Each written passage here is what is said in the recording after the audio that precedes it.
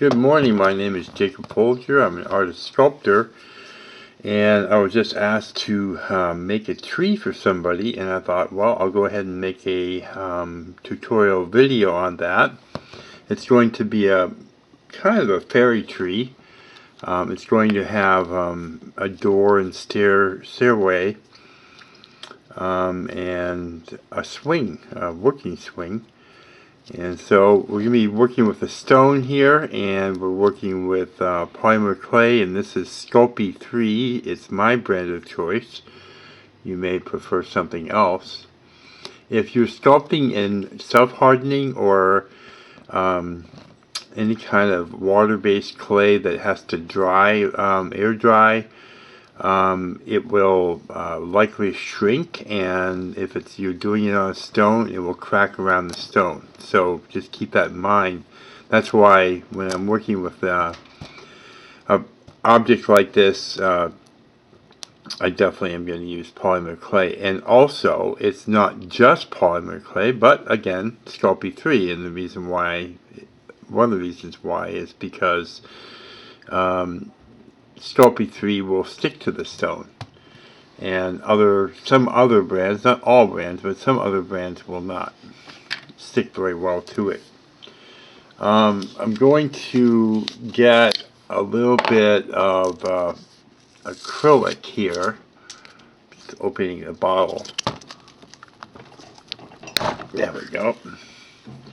And there's you have to seal the stone. So you can use acrylic to do that, or you can also use varnish or polyurethane or laqueur. I like acrylic, but you may not have access to it. Some people live in other countries and don't have the same products we have here in the US. If that's the case, you might want to try something else. So that's why I suggest different options. But basically what we're doing is we're sealing the stone so it will not be near as porous, and if it is not so porous, it will receive the clay a lot better. So this particular stone is extremely porous. I noticed it very, very porous, so I want to give it a good coating. The other thing I like about this acrylic, I will put some the name of this acrylic on the in the video description below the video. That'll be down there, and also suggestions for the varnish and polyurethane, lacquer, or whatever you have or can get a hold of.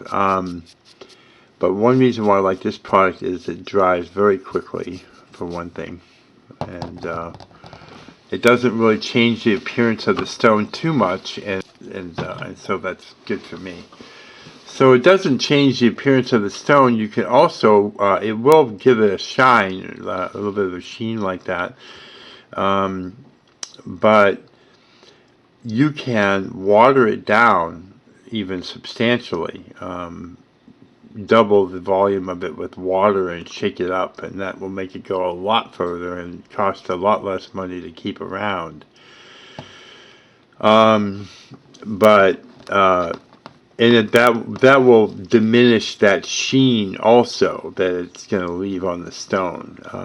It just depends whether or not you like that or not. I kind of like it a little bit, but so I just wanted to cover that with you. So while that's drying a little, I want to start conditioning the clay, and the way I do that basically is just squeeze it and roll it in my hand. So I'm just rolling it in my hand, as you can see, and squeezing it. And the reason why I do that is, well, for one thing, to get the clay soft and pliable and easier to work with, but also it gets all the ingredients of the polymer clay, which is more chemical based. I mean, it's a chemical based product. Gets all the ingredients working together the way they should, so that when I do my sculpture and bake it, it will be very hardy. Conditioning is a very important part of that. Okay, so I've got this basically where I need to have it.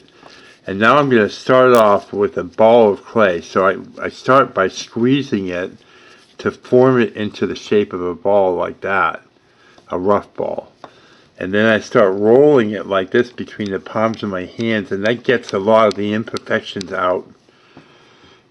You know, any cracks or marks or anything like that. By rolling it like this, it gets all that off there. See? There's pretty much, well, actually, a little bit more maybe. So that just makes it a little easier to work with. And then what I do is I start rolling it to and fro like this to almost kind of a cone shape, a little bit of a cone shape. I want to leave it somewhat kind of fat at the, you know, all the way along the length and especially at the bottom. And what I'm going to do here is I'm going to take a pair of scissors and give it a snip here and here, and what that does is it starts the roots. It just makes it a lot easier to kind of get started on the roots. And then I'm going to do the same at the top to get the branches started. So it looks like that, and then I'll open that up, spread these out a little bit, and then to kind of strengthen this in here, I'll take a little bit more clay, like a little ball of clay, and I'll go ahead and condition it because I just took it off the block, and I want to make sure it's conditioned, so I'll give it some squeezing and kneading, and I'll take it and flatten it out a little bit, and I'll put it in there, and then that will strengthen that little division there, because you want the branches up here to be strong. It's not as important for the roots because they'll be supported by the stone. Now it's a little bit too short, so I'm just going to roll it a little bit here like this. Just a little bit, just to kind of, when you roll it, it causes it to get longer, a little bit longer. Then I want to decide how it's going to go on the stone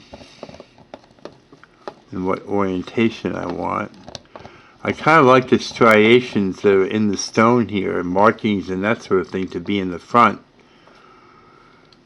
And then I think I'll just put it on like this. In this case, it's okay. So I'll work it onto the stone by just sort of pushing down, pulling down into the stone. Another thing you can do is you can take a part of it, like one of these roots here, and you can hold it against the stone with your fingers and then sort of shake it like this. Shake it like that. Shake it like that. And what that does is it kind of works it into the stone. So we have that on there. Now what I want to do is this is going to have a little door on it. So we're going to start that. And all I do is I take a tool like this. These are, let me just show you these tools real quick. I have these two I've been carrying around for many years. They're made out of hardwood, and you can buy them online. These are the best shapes to get. Eventually, I'll probably have them in my art shop on Etsy. I have an Etsy shop. Etsy is a worldwide place for marketplace for artists. And I think sometimes people have trouble finding these, and so I may carry them in my shop eventually here. But I don't yet. So that's what they look like, basically something like that. And you'll see how I'm using them today. So this one has this kind of round oval shape, and and I'm going to use it to create the door, or the outlines for the door. So basically all I'm doing is pressing it in and kind of molding and carving with that little shape of the back there. And that gives me the frame for the door. I can make that any shape I want, pretty much.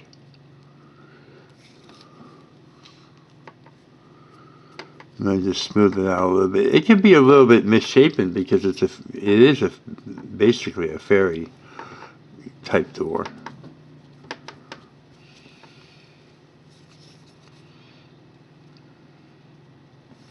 Okay. So now I'm going to, I just want to get that out a little bit further there, like that. And then I'm going to take the other end here, and it's just kind of a sharper end here, and I'm going to carve lines in to represent the planks of wood for the door. So basically I just take the tool and just draw a line. That represents one definition for door plank, wood door plank. Just made another one. I'll make one small one here, and then one here, and then one here, and one here, like that. It's a little bit rough, but actually I like that. I like the roughness. And then what I'm going to do is take a piece of clay, roll a little ball, make sure I do my little miniature ball conditioning. Then I'm going to roll it into a noodle like this.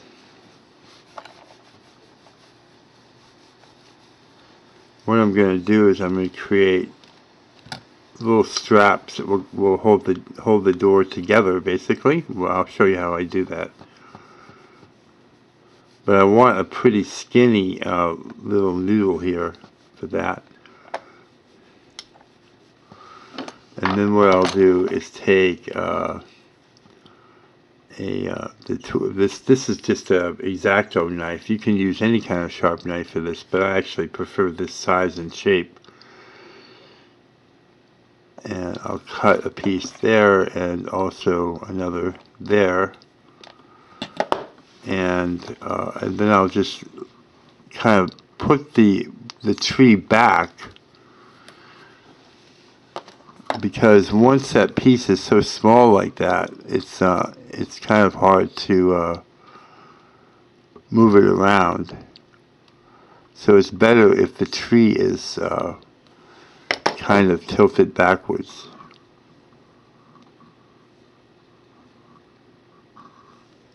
There we go. And what I'm doing basically, so the wood planks are going up and down, and this is kind of like a support strap. If you've ever seen an old door, it's not too uncommon actually.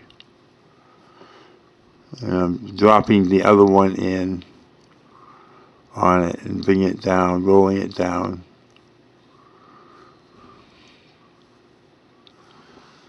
And then I can move them around a little bit if I want.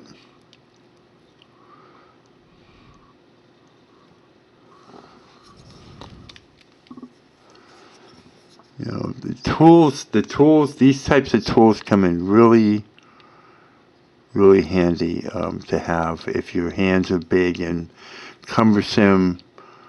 Whenever you're sculpting, you know, your hands are like tools, and so you have to get used to getting them to do what you want. And at first they'll be a lot more clumsy than after.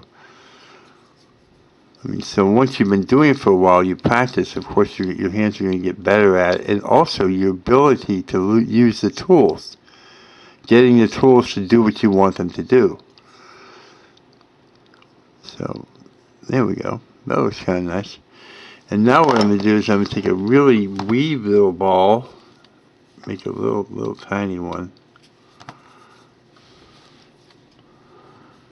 and I'm going to put the ball on the door and holding the door, the tree going backwards so I can move it around.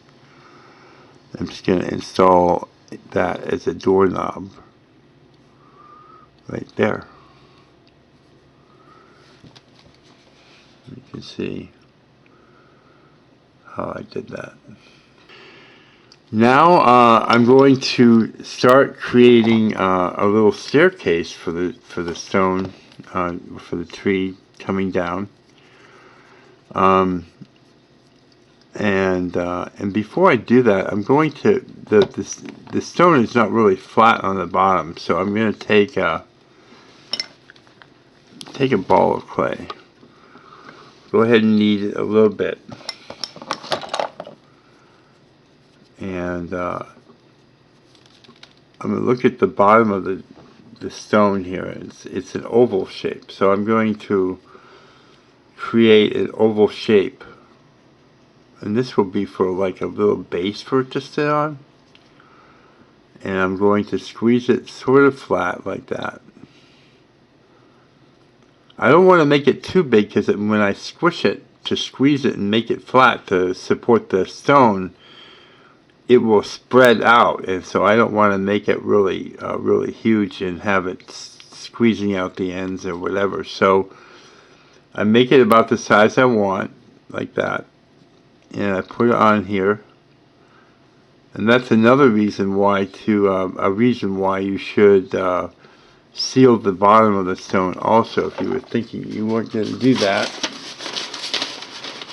I'm going to get a piece of paper here. Polymer clay will stick to surfaces, but if you use a piece of paper between the tree and the polymer clay and the table, it's not likely to stick.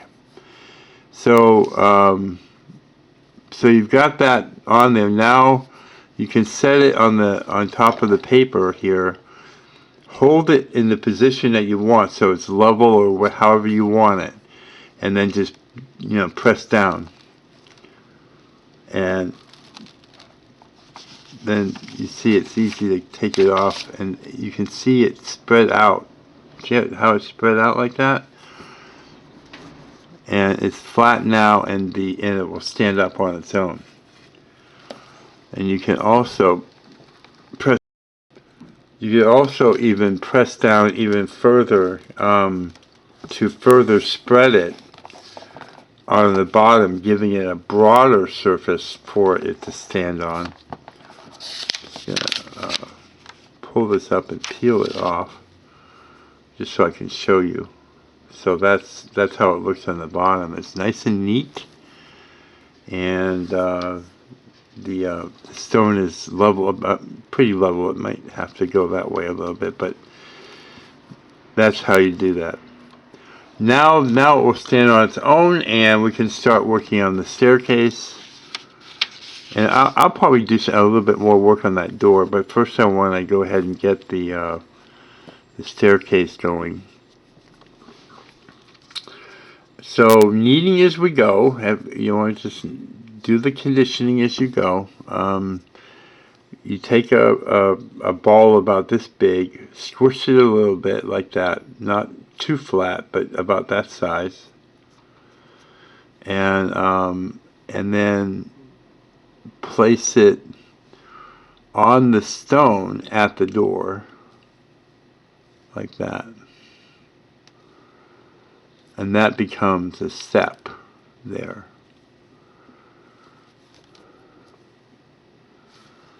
And then so that's one, and then I need to decide how I want to go. I'm going to have it going either left or right. Let me just look at it here and see how I feel about that. I think actually I'm going to have it going this way. So I roll another ball, squeeze it semi-flat, and then place it like that, so that the staircase is going down this way. So that's why I want to, and it's basically mounted to the stone. So it's like that, and then I can take my finger or a tool. A finger would work better for this, and just blend it in the bottom to the stone. And when you blend it like that, you actually create another place to put a stone, which will have a clay foundation, so to speak, since that clay is drawn down like that. So I'll show you. So, so I'm rolling another ball now, and before I do that, I'm going to go ahead and blend this down, creating a little bit more of a base or foundation for this one to sit on, for this stair. And I'll add it here, blend it, and we're creating that going all the way down. So it's actually working out very nicely. The best thing to do is whenever you make something, make it to last. It's my message. I try to give that message as much as I can. Make it to last. That stair is a little bit too small for my liking. So I'm going to make that ball a little bit bigger.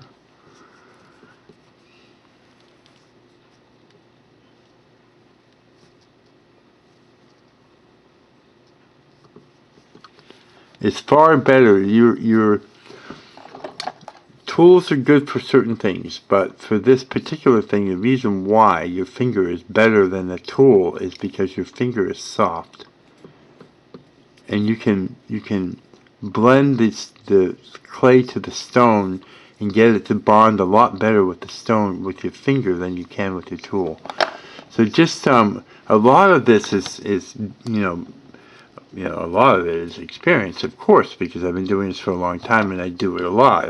Like, this is my business and my livelihood and all that. But also, a lot of it is common sense. I mean, you just think about what you're doing, and it's not that complicated, I don't think. So I keep setting it down to see where that last stair is going to be. I'm not sure. This might be it. It's coming close to the time when that will end.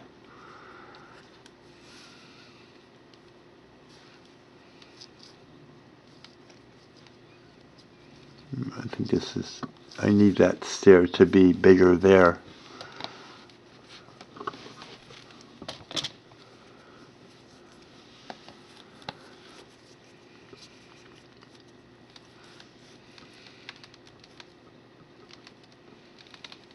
Yeah, it's about right like that. And that should be the last stair then. And then you can just, you can press in to make this coming around. You can make it more uniform by just sort of pressing it like this. You don't want to press too hard because that would squish it all, but just make it kind of like that.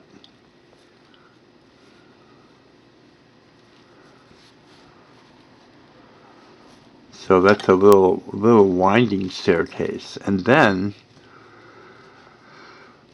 I think it would be nice to have kind of a railing created by a root.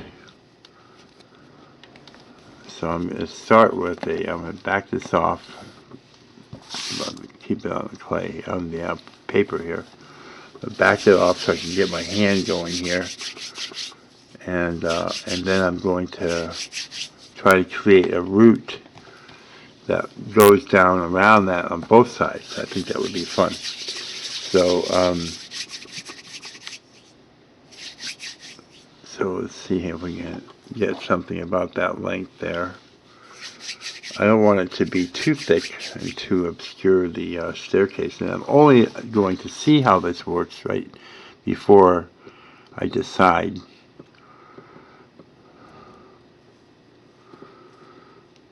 You know, because, by the way, you know, I'm not working from a sketch or anything here, or a picture, and I don't have a tree in front of me even, so to look at. I'm just doing this, I'm creating as I go.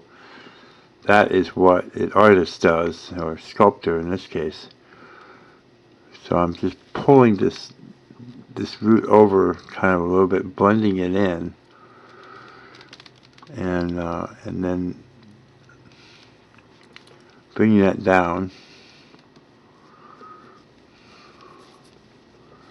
So that's one, and I decide later on what I'm going to do at the end of that. I don't need to cut it off right this minute. So I'm going to take another piece of clay here, set this back out of the way, and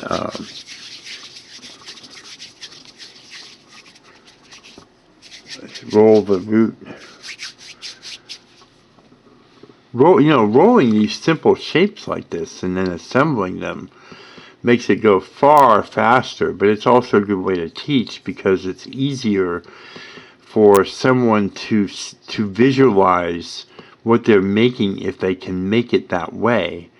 If I handed you a piece of clay and said carve it to look like a tree, it would be a lot harder for you, if you were new to this, to grasp that than it is to grasp this, which is to form simple shapes of clay and assemble them to form figures. So that's why I teach this way. It's not the only way I sculpt, that's for sure.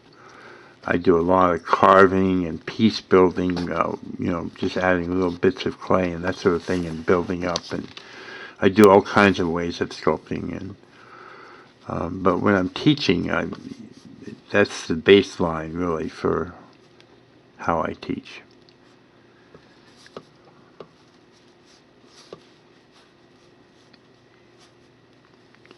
Okay, this has got to be longer. I'm just going to add a little bit more clay to it, and then I'm going to roll it again.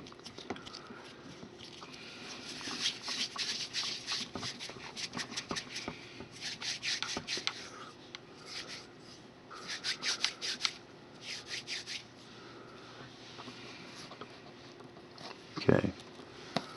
Let me just roll it out a little bit further. And also, when you're rolling a piece of clay, rolling between your hands, it's fairly quick, but it doesn't keep it all very uniform unless you're really used to doing it. So rolling it like this on the table, it's much easier to keep it uniform. Just make sure you don't apply too much pressure because you can flatten it. And if you flatten it, obviously it's not really going to roll. And then you would probably have to start over. So now what I'll do is I'll measure it this time to make sure I've got the right length by just holding it to it. And then attach it to the root like that.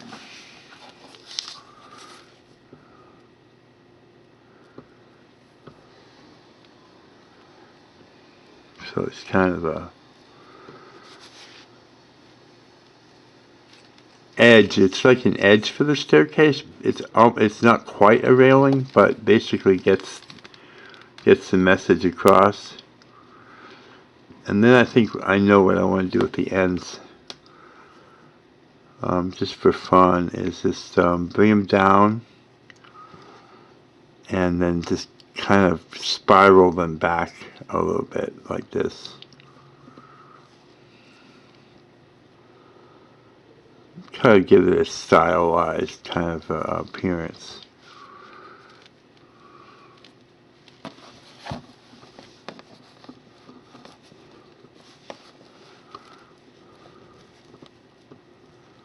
And then from here, we can start building the root system and just adding more and make it, sculpt it around onto the stone. I think it would be kind of nice. And just sculpt this in and make it really pretty. So we'll do that.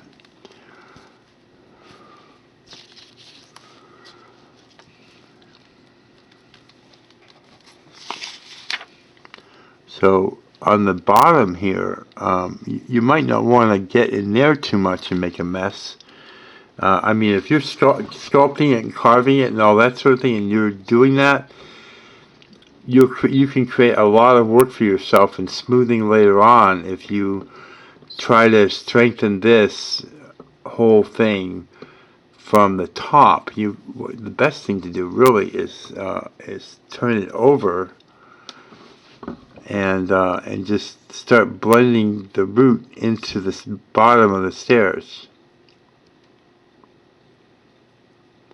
And doing that with your finger again is still a good idea. If that's not comfortable for you, then you might consider blending with a tool. And you also sometimes blending with a tool is better if you're afraid of distorting your work. You don't want to distort it either.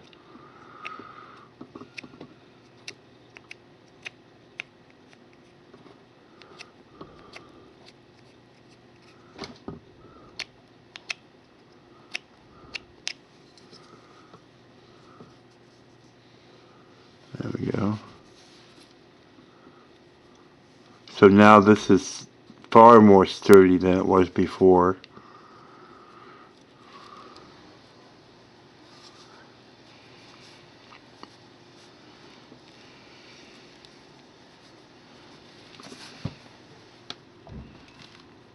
Now another thing that you can do, I'm just going to roll this back so it's a little bit more secure.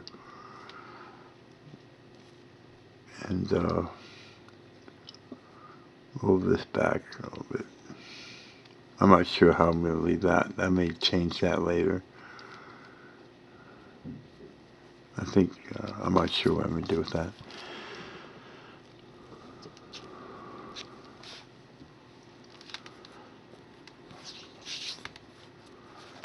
So that gives us a start, and then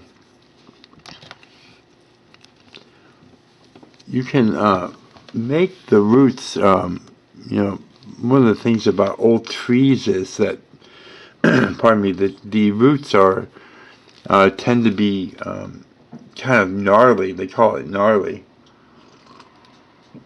where there's you know, a lot of texture and interest and that sort of thing. One of the ways you can you know, do that is you can take a ball of clay like this right here, and you can put it right about there and draw down, blending it to the other part you just joined. And it gives it a little shoulder, kind of like, I'm going to use a tool for a minute. It's just, it gives it a shoulder that just adds that kind of gnarliness to it, old, ancient kind of look to it. And when you start working on trees, and if you love trees the way I do, you probably start making a lot of trees after this video or other videos you've seen. You know, it's a lot of times it's you know, you're working from your own imagination, but many times you might want to go and look at old trees, and you can Google them.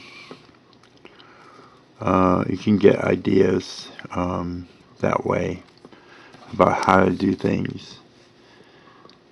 As I tell a lot of my students, you know, I would not worry so much about copying other people's art. I have trouble copying my own art. It's not easy to do. It's really a major skill to do it. I don't think there's really any harm to you know, looking at other people's artwork or whatever to get ideas and to learn. I really believe it's okay to do that, and I think a lot of people do. So I put that another shoulder on here, and then I'm just blending it in.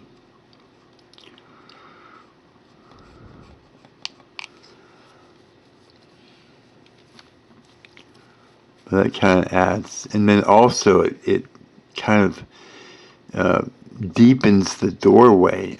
It's just a lovely way, I think, to sculpt that in like that.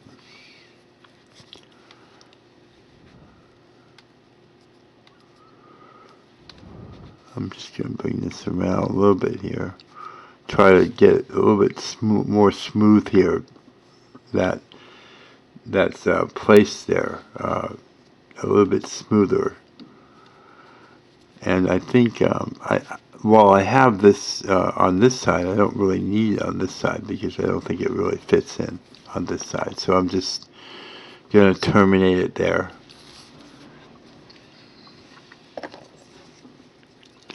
And then I'm just going to carve this and kind of join it to the stone a little bit. And I want to have you note something here, but I'm not really squeezing it to hold it like between my fingers. And the reason why is if I did that, it would probably distort the clay. So just keep that in mind. And because you don't, I mean, it's really easy to actually distort clay, especially polymer clay. That it's fairly easy to work with. This brand that I use, Sculpey 3, is fairly easy to work with, but it's it takes some getting used to, for sure. It's a little, I think it's a little bit different than working with self-hardening clay, or I actually like self-hardening clay a lot. In fact, I don't work with it that much anymore because my clients really they seem to prefer or like the polymer clay idea, and I like it too, because it will basically last many years, and many years if it's cared for properly and all that. So I'm just adding to the roots now. I'm just building them out and taking noodles of clay and just adding them in and sculpting it in. It's mostly random at this point. There's certain things I don't want to obscure, like I don't want to mess with this too much here, but I may bring down a piece of root down into there. I'm not sure yet how I'm going to do it. But mostly I'm just trying to start to cover the stone at this point. And it's starting to come around.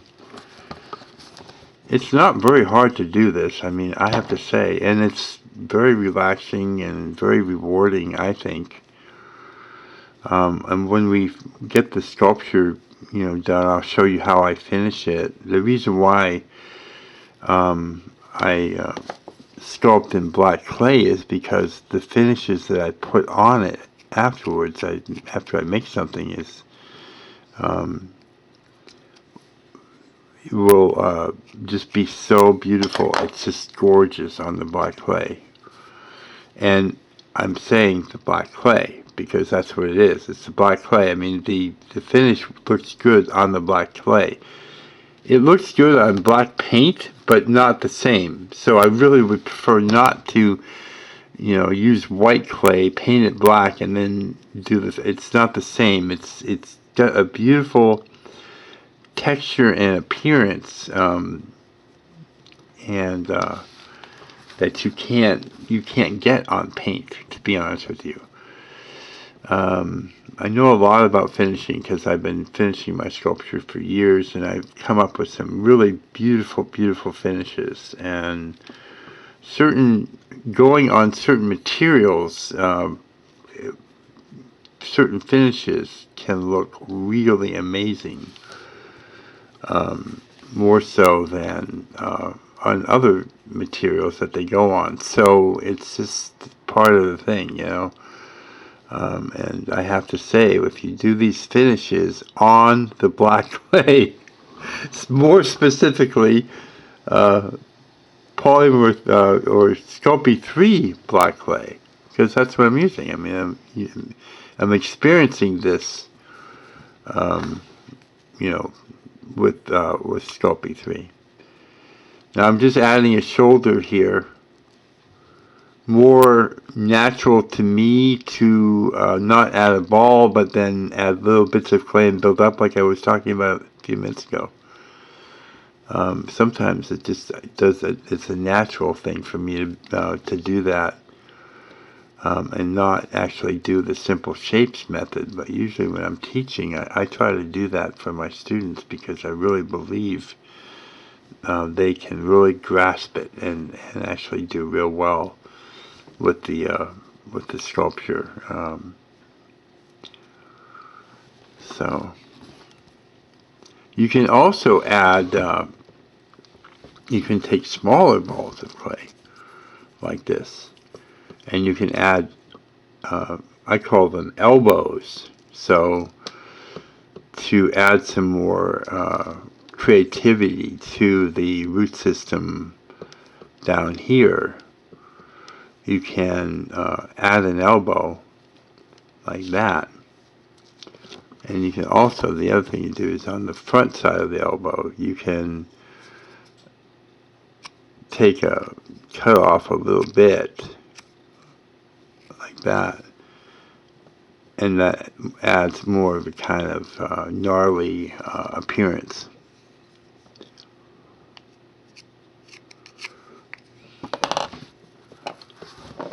So just keep it going, that's the thing, and be as creative as possible and try new things, and if it doesn't work and you don't like the way it looks, just take it off. Beauty of clay, it's just a wonderful thing to create with. I love working with it. My first art pieces were wood carvings. I did a lot of wood carvings. I didn't know much about the options. I'm a self-taught artist. So, I mean, I didn't know. Oh, well, I for some reason didn't really think about clay. So I went out to the woods and looked for pieces of wood and just carved it. At one point, I tried chainsaw carving, but I didn't really like it. It's too noisy. I really don't like all that noise. So just adding to it here.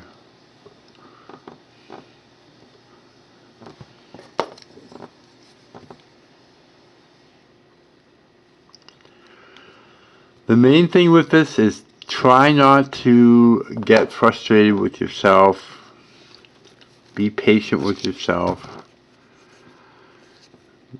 Keep in mind that you're new at this, and if you need to walk away and take a break, do it. And come back when you're feeling more comfortable with yourself, and it's really the best way to do that, because it's easy to you see me doing it and you say, oh man, he makes it look so easy. That's what most people say. Well, it is. It actually does, and it will be easy for you because you actually can grasp what I'm doing. You would easily be able to watch a video and be able to go back and try it yourself and have no trouble producing probably a very nice tree.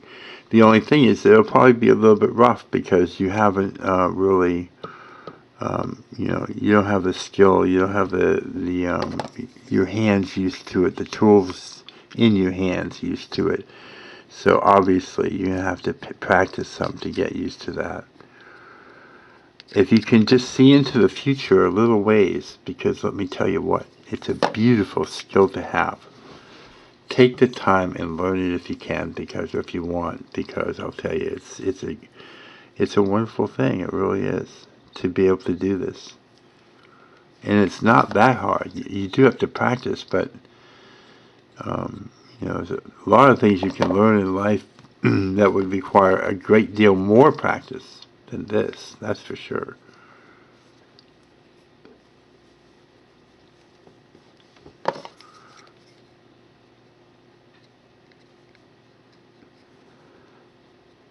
Okay, so now we've got the stone almost covered, and I'm just going to take a look at it now without it in my hand. And I think I could have some coming down here. I need to add some shoulders and elbows and that sort of thing. So we'll just keep going here. Okay, we're back, and I did a little bit of work here. I kind of had to sit back and take a look at it, and I didn't want the roots that I'd used for the railing to be. I thought it would be a little bit unnatural, or too stylized. So I just shortened this root here mostly, and just added some shoulders and elbows and that sort of thing to build up the root system. And now what we're going to do is I'm going to show you how to do some texture on the tree bark, for the tree bark.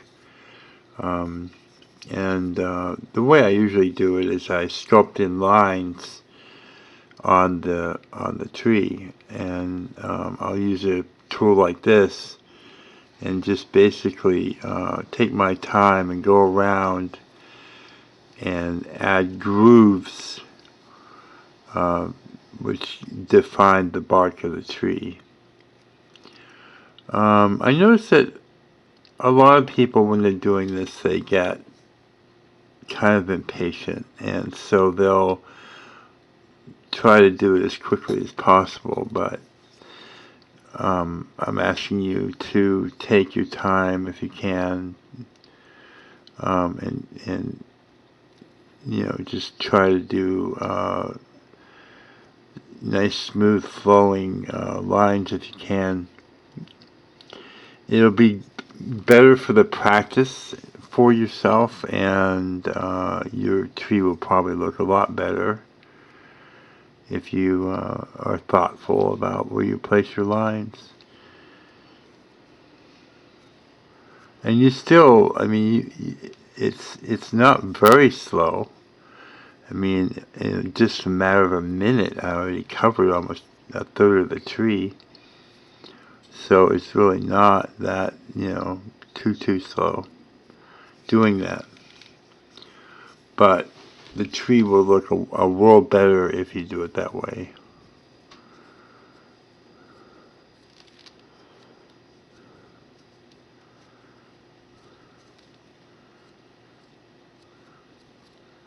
Now I am going to do some work on the treetop, of course, but I just want to kind of show you this while I'm at it.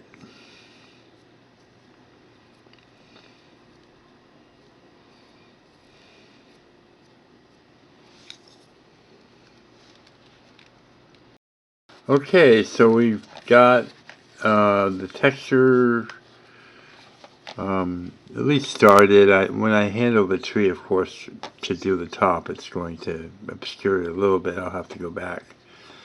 But I think this tree is looking awesome, really. So it's going to need some more work, but it's going very well. So now we're going to work on the treetop, and the best thing to do that with is with some wire. This is steel wire, and I do recommend for something like this, probably steel wire. This wire is still pliable, but it's a lot more hardy.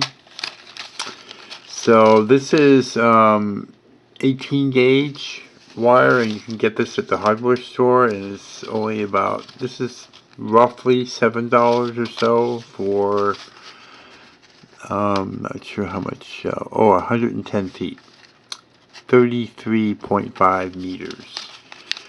And what you do here basically is you take off the length and cut it. You can use a pair of wire cutters, or you can use a pair of scissors but it could mar up your scissors, so just keep that in mind. And when you're cutting it, you definitely want to hold the end, the free end, because it could go flying. And this is not something you want on your floor, because they're basically like little pins. So little feet, animal or human or kids or you or whatever, stepping on this would probably not be a good idea. Once you know the length of your branches, you're gonna make this piece of wire twice as long as what you need. And what you need is a piece of wire that, so one length is going to be for the branch, the other length is going to be to go down into the tree. So I made this a few minutes ago. You can always cut off what you don't need, but if you don't have enough, you can't. It's kind of hard to add to. You really almost can't add to it. So what you do is you bend it in half when you know the length you need, and you make it look like that. Okay. And when it's like that, you can take just a regular pair of pliers. These are needle pliers. I actually got these pliers at the hardware store or department store for about $2. And I got these pliers for 10, but I don't think they were really worth 10. I think they were probably worth $1. But the person that was selling them was, you know, how that is sometimes. So once you're holding this end, you can spread them apart a little bit. If you spread them apart, it's a lot easier to twist them. And then you just twist. It only takes a couple seconds, really, usually. And you just twist it till it gets to the end like that. And what that does is it strengthens that wire. That single strand becomes far stronger. And then you can hold it up to your tree. So if the branch has to come out to here, like here, this part would be free and this part would go down to the tree. So what you do is, while you have it out, before you put it in there, it'd be easier to bend it now. Just bend it at a right angle. And then you can put it into the tree and just press it down in like that.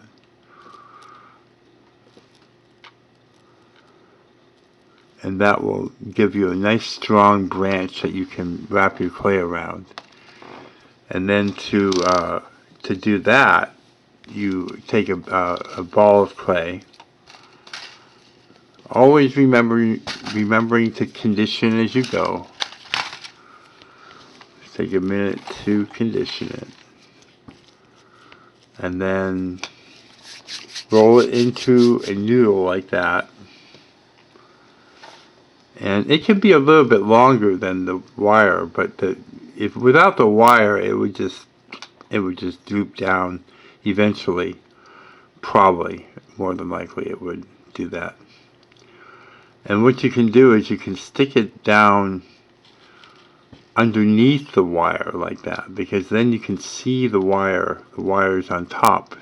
If you put it on the other way, you have to crane your neck to see it, or lift the tree up to see where the wire is. And then you just simply wrap the clay around the wire. It's not that hard. It's very easy, in fact, to do this. But then you'll have branches that will, be hardy and last a lot longer if you do that, and they won't break off very easily or whatever. So that's what I recommend for the branches. So we've got another one here. It's about the same length as that one. Actually, prefer if the part going into the tree is longer. That one's too long, so I'm going to cut it off to fit. I think it's gonna be right here. So yeah, about there. I'm going to take a little bit more off the end there. There we go.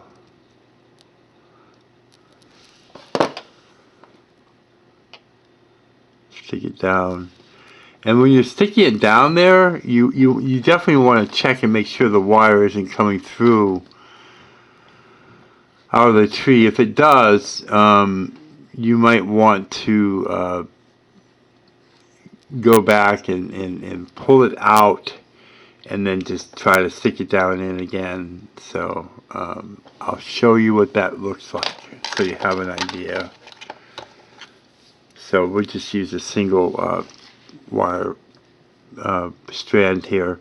So here I'm sticking it in, it's coming out here. So what would I do? How would I get it to go? Okay, so you pull it back out, stick it in, and then just try to go straight down with it. But if it comes out again, like that, then what you can do is you can pull it back out just a little ways, pull this end towards you, and then send it down again. And it came out again at the door, but it's less likely to come out. You just have to keep on playing with it, but it's not that hard. Don't worry about that so much. And then so you get in there and you wrap the clay around it, and what I'm gonna do here is I'm gonna have this one and this one. A swing is going to go on here, and I'll show you how I do that. And I'll put a few other branches and then I'll come back. Okay, so we're working on the treetop. We've got the wire in there, and then we add the clay around it, as I showed you. And now what I'm doing is I'm building up the exterior of the branches, and I'm going to show you how I do that. It takes a little bit of patience, but it's really not that hard. The thing you have to keep in mind is that this is going to be baked, and so of course the wire helps, but it's not the only thing that we're depending on. We can depend on the clay as well as a way to strengthen the branches. And so adding clay underneath like that, see how I did that? And you can do that, and a way to do that is to just, and this is the build-up method, which is, well, that's what I call it, keeping in mind again that I'm self-taught, so I'm not sure the terminology is all correct, but I know what I'm doing, I can tell you that. So, you take a little bit of clay like that, you can flatten it a little bit, and if you want to strengthen up this branch, you can go underneath like this here and put that little bit of clay there and then blend it in all the way around like that. And you can use that same method to thicken the branches or add some character to them. They are branches, and so you kind of do want them to look fairly, you know, well, you want them to look like branches. Looking at branches or pictures of branches can give you an idea of how to do it, but it's actually just a matter of adding, taking bits of clay like this, flattening them slightly like that, and then applying that little piece of clay to the branch, and then blending it with your fingers or a tool if you want to use a tool.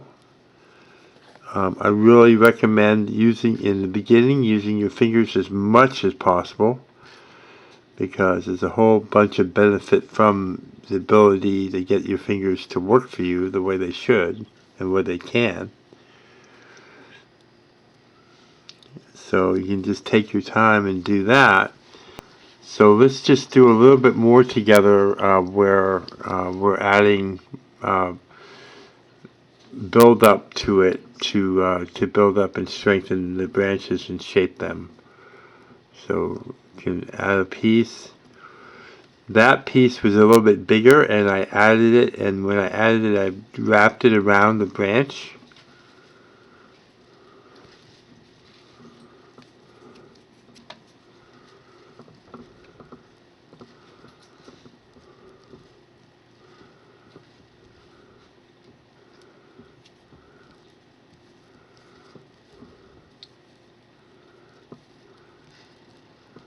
There we go, and then just shape it. You can shape it by using your finger like that to draw it along the edge of it, and that will clean it up a lot. Check all sides. You can pick up the tree and look at what you're doing, and just basically blending with your thumb.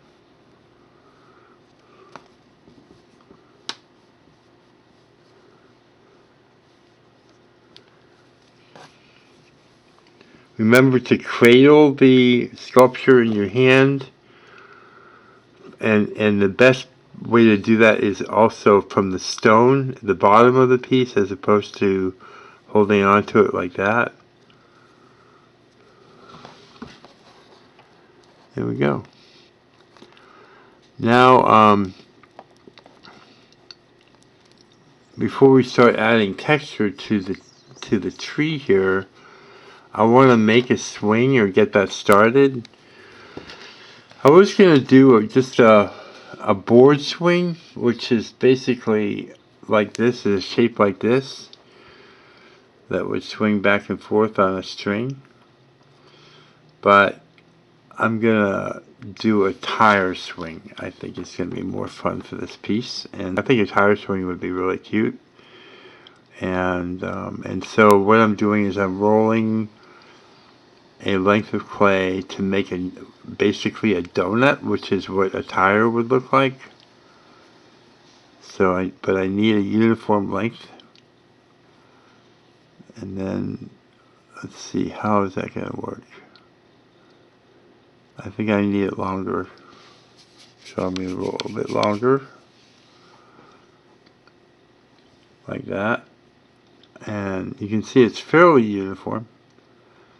And then I'm going to bring the two ends together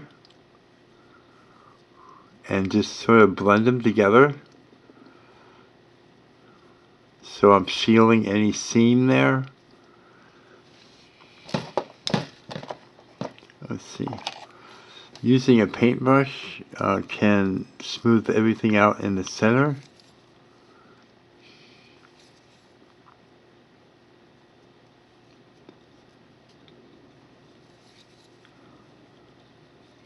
And then you can bake this. You probably want to bake this separate from the tree because the tree is a lot bigger and would bake a lot longer. So you could do the tire. You know, basically that's what it is. It's a tire. So you can bake that separately. And just to give you an idea, let's talk about baking now for a few minutes. There's going to be instructions in the video description for baking Sculpey 3 polymer clay. And the way it works basically is it's for every quarter inch of thickness of clay, you bake it for 15 minutes. And the way I do that, which I found to be the most successful so far for me, I measure the thickest part of the tree, in this case, which would be right about here, and that's about 2 inches. So 15 minutes per quarter inch of thickness of clay would mean that I would bake this for 2 hours. It's a big tree. Normally I don't have to bake things that long, but in this case I would have to bake it that long because it's a very thick piece. So I'm just forming it on the inside to kind of get it uniform. So that's pretty much what my little tire looks like. And then that will hang from a string from the branch. So we'll set that aside. And another thing that we want to do is we want to add wire. I'm going to use actually I'm going to use this. I'm going to add wire to the branches for the moss to sit on. So sometimes it's just easier to cut a length, even though there might be a little bit more wastage than you want. But then having this hang like a pendulum off the wire while you're trying to work with it. What I want to do is I want to create little pins for the moss to sit on, to kind of hold on to. And so basically I'm just going to create little wire pins to go along the top of the branches.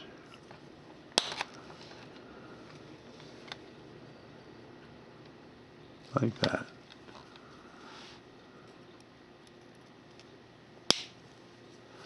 You don't want it to sit up too high, but maybe maybe about a ½ inch. Oops, that one was too long, so let me take that off. You hear that go flying? You gotta really watch that. I mean, I gotta watch it too. I have stepped on it before. I mean, for sure. And I caught it before it went far, but it was in my foot. And it didn't really hurt, to be honest. But I think it could hurt. And I know people that work with wire a lot, and they, they say watch it. And I'm a veteran, so I went up. I go to the VA a lot for health services and various things. And they give you free shots for whatever. I mean, I got a flu shot, I got a tetanus shot. So luckily I got the tetanus shot. But still, it doesn't mean you can't get in trouble and have infections and everything else. You don't want to be stepping on this. So, you notice how I hold it between two fingers like that? That's one way of stopping it from going and flying across the room and ending up on the floor.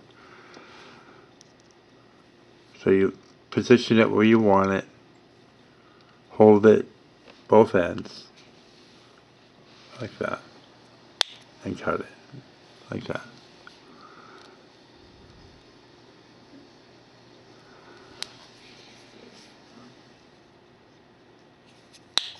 There we go. And just that way there's plenty of these pins holding for the moss to cling to, and that's really the best thing, is to have lots of them.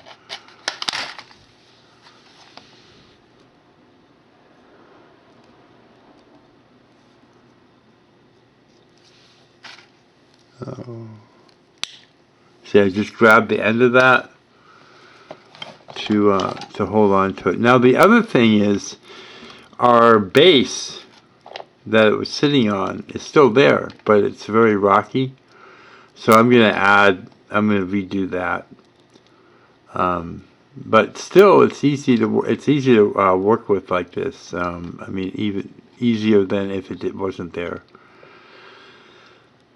So it's starting to look pretty good. Now what you want to do is go back and add texture to the branches, and then we'll start talking about the finish and how to do the moss on the top of the tree. But you might want a window, so let's talk about that. What can you do? Well, one thing you can do is you can take a round shape like this. I usually use a paintbrush, and you can basically make a little hole like this, and that can be a window like that. It can be as simple as that. Another way to do it is you can make that hole bigger. Let's do this. I'll show you. You can make the hole bigger like this here. And this is the back of my sculpting tool that we used earlier to make the door. And so you're basically just drilling a little bit of a hole in there like that. You can take your thumb and, or preferably fingers, we talk about using fingers here. You can just smooth out the edge like that by doing that. And then you can take you know, this knife is all, I'm rolling this knife all around. I'm not worried about that for me. Of course, you might not want to do that. My hands are like leather, honestly. So and I'm not worried about that for me, but you might be worried about it for me. But I'm not. So my hands are, boy, oh boy, they are just like leather. So what I'm doing here is I'm rolling a little noodle of clay, and what I'm going to do here is take a knife, cut off a piece of that,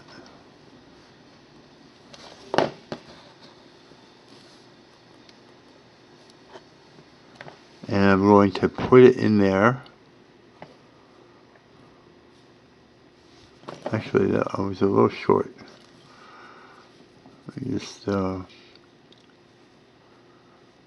you this here. And I'll put that in there. I'll use a sculpting tool only when I need to. So I use my hands the rest of the time. And what I'm doing is creating a little window light. So this would be 2 window lights. If you took a smaller piece of clay,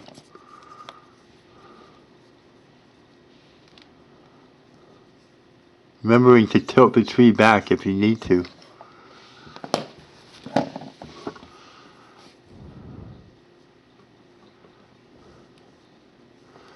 And there's 2 little bits of clay there, and then I blend those together. You'll see that in some of my other fairy house and videos, and I do it a lot actually. I'm going to show you another one that I did. You just take your time and sculpt it in and smooth it out. I'm going, in the video description there'll be a link to my smoothing, polymer clay smoothing videos. And you can check those out, and they can give you lots of ideas on how to smooth clay and that sort of thing. So it looks like that. That's how I usually do windows and trees, but you also can do this. I have a tree here that I did. It's very similar in a lot of ways to the one we just did, actually. But anyways, so we have that window there, but also if you notice I put some on all the way around, and I tilted them, because fairy stuff it's kind of weird. I mean, it can be very haphazard and stuff like that, and it works really good because fairies like that.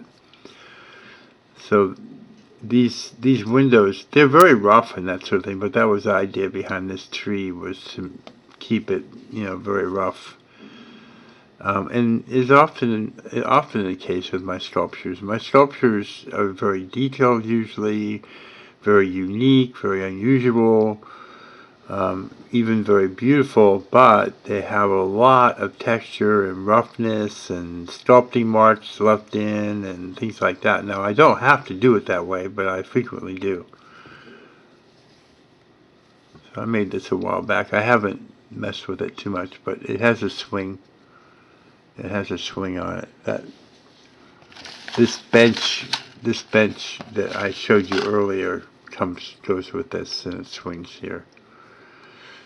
And I was doing some work on this. I love sculpting trees. Let me tell you what, I can just do it all day long.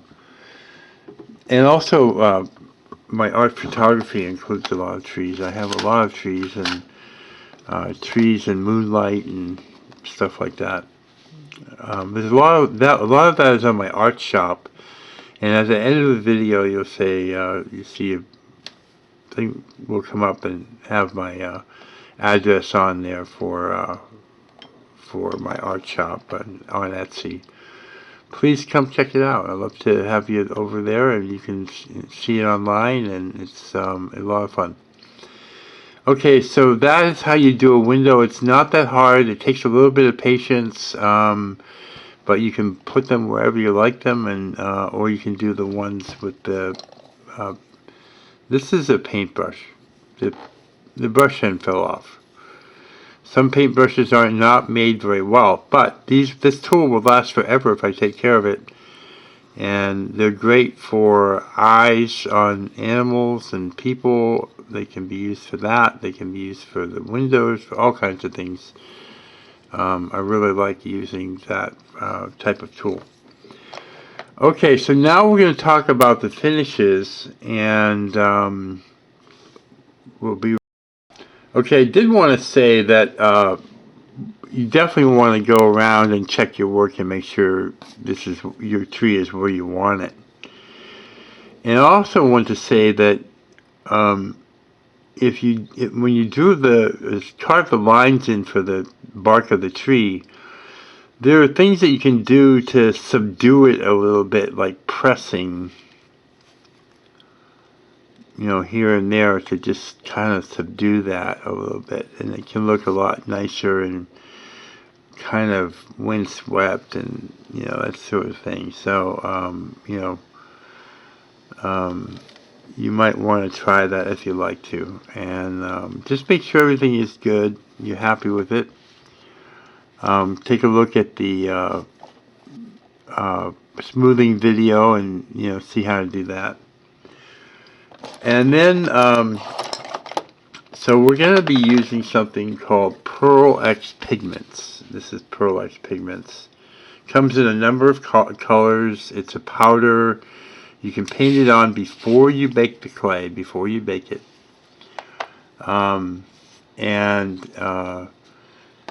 So what I'm going to do is I'm going to use, I think I'm going to use a little bit of purple on the door. So let's start with that. The best way to do this is put the brush, just touch the brush. Don't submerge it in the powder, but just touch it into it. Like that. Get some on the brush and then put it on the lid and work off the lid. And then when you dip it into the powder, dab it off on either a paper towel or the table or a piece of paper to get the excess off. And then just apply it like you would paint. So I'm basically I'm going to do everything on the door, but then I'm going to go back and do some of it in silver. Okay, the next color we're going to use is silver. Same thing. You can clean the brush off on like a rag. Just touch it into the powder. Just touch it in. Put it on the lid like that. Dab off the excess. And then you can put it on. I'm putting it on the those cross pieces and the doorknob. And then I think I'll put it on the stairs. I prefer to have it kind of aged and subdued looking, so I'm not going to like put it on very heavy. I'm just basically touching it lightly and highlighting it.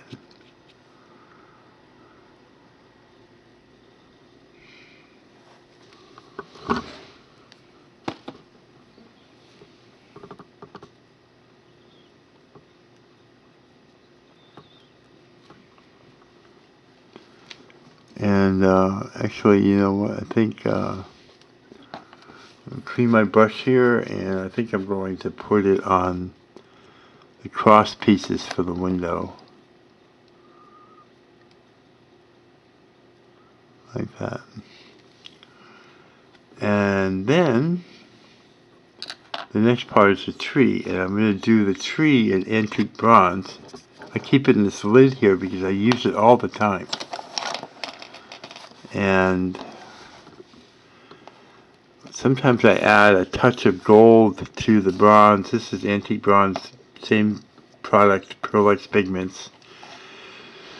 And the way I put this on usually is I try to put it on with my finger and then go back it up with a brush to kind of cover anything that I wasn't able to get. My finger, of course, is far bigger than a paintbrush, so that's why I do it that way. But it looks a lot better if I put it on with my finger.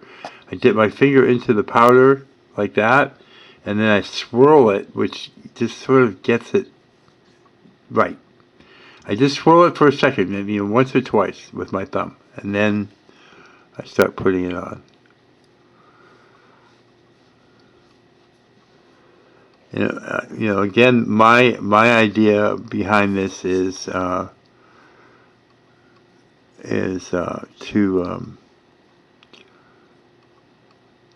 highlight only, really.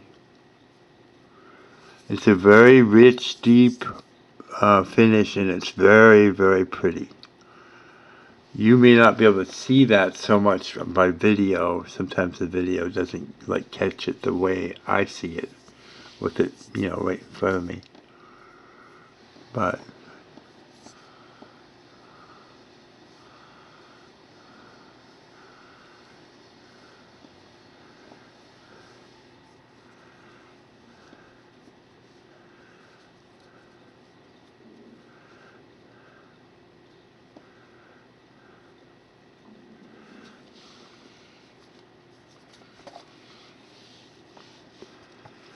there we go.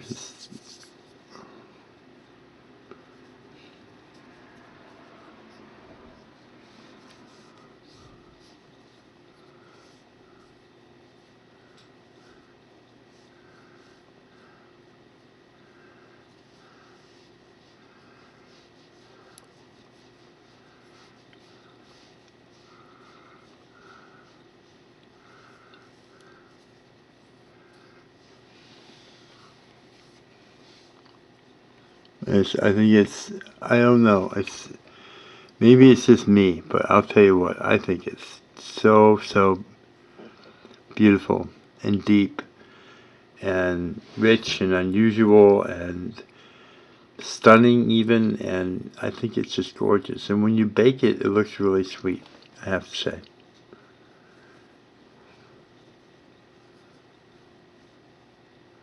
So when I put the all the information, tool and supply list will be on the video description also.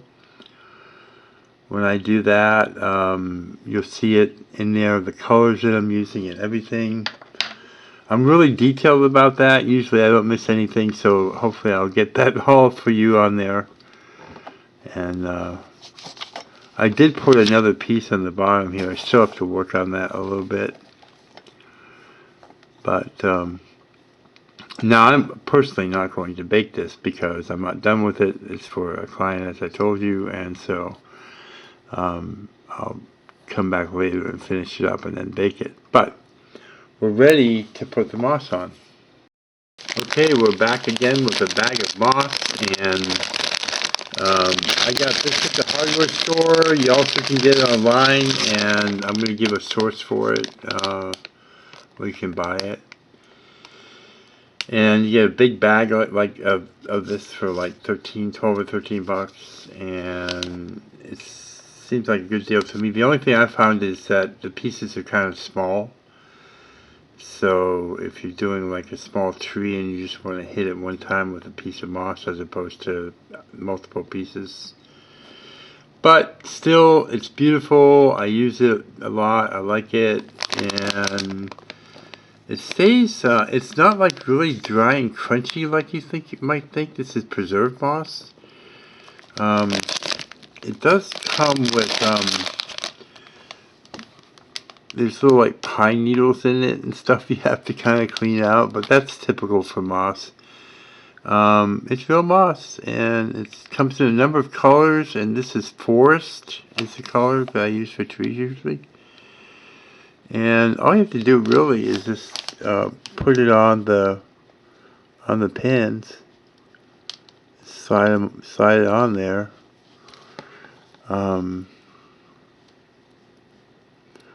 And just kind of play with it, you know, to make it the way you like.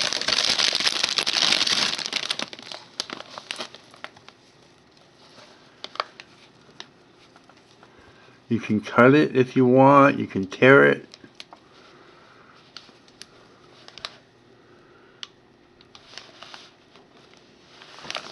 And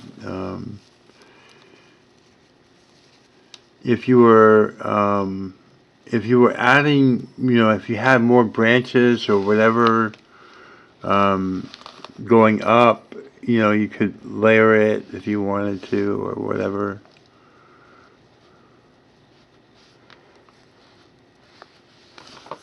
You can put it on, then you can come back and add more to it. I like it. I like it. It's pretty. It's realistic. If you want kind of that, you know, puffy look that, you know, foliage looks like. I like to let the branches shine through underneath, and so you can see them.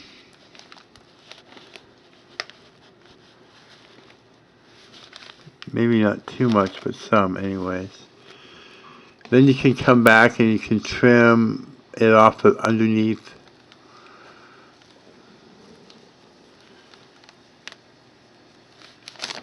I really dig it, I have to say. It's just really, really neat. You take like a pair of scissors and trim it off here. You can, I mean, installing the swing is really, you know, pretty simple. I mean, I made a piece of copper wire for the swing to hang on for now. So I actually baked the little donut guy here because I want to do this, and it'd be hard to do if I didn't do that. So I baked it.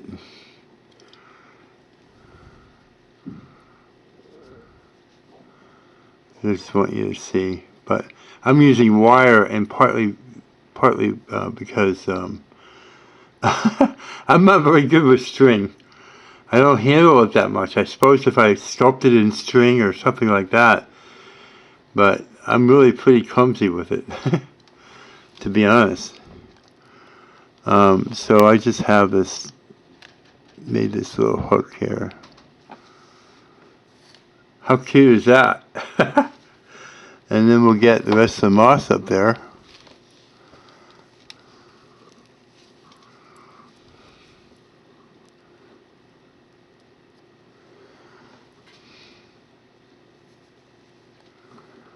And then we got the little swing on there now.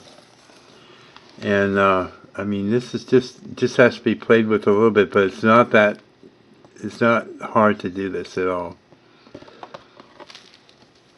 Let's trim it back a little bit. And you can glue the moss on if you want to. I just don't like to glue it on because I might want to change it, or